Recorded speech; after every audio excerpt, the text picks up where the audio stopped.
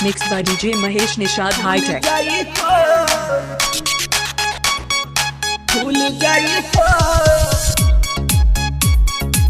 महेश साहनी तिलोरा। साहनी जी बस्ती।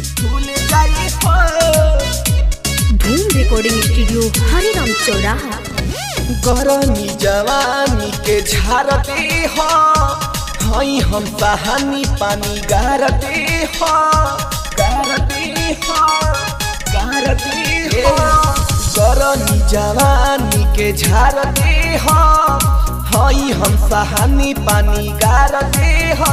ऐसे ऐठा माता पोल तो हर खोल जाई हो ऐसे ऐठा माता पोल तो हर खोल जाई हो। देहब ऐसा निशानी पेट फूल जाई हो देहब ऐसा निशानी पेट फूल जाई हो। DJ Mahesh Nishad High Tech. जाई हो देहब ऐसा निशानी फूल जाई हो।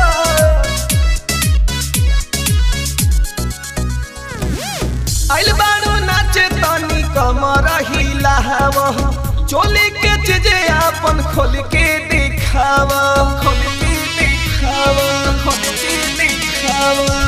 आइल बारू नाचे तानी कमर हिलाव चोली के चीजे अपन खोल के दिखाव। जवन टाइट बावे बॉडी तहर झोल जाई हो जवन टाइट बावे बॉडी तहर झोल जाई हो।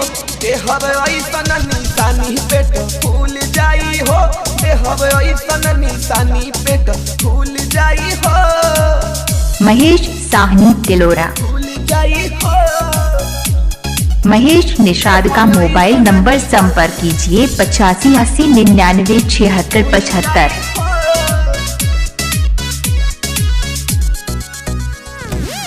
सहनी प्रकाश के तू बुझाना छोट हो उठ लगी दर्द ऐसन दे दे चोट हो दे दे चोट हो दे दे चोट हो।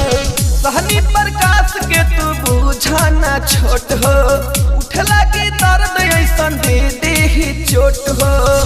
पिंटू परद के मत जदी घूम जाई हो तेजुबी के मत जदी घूम जाई हो। देहब ऐसा निशानी पेट फूल जाई हो देहब ऐसा निशानी पेट फूल जाई हो। महेश I love you काजल जी के झार दे हो हई हम सहानी पानी गार दे हो। ऐसे ऐठा माता पोल तो हर खोल जाई हो ऐसे ऐठा माता पोल तो हर खोल जाई हो। देहब ऐसा निशानी पेट फूल जाई हो देहब ऐसा। गाना बनाए हैं mix by DJ Mahesh Nishad Tilora से।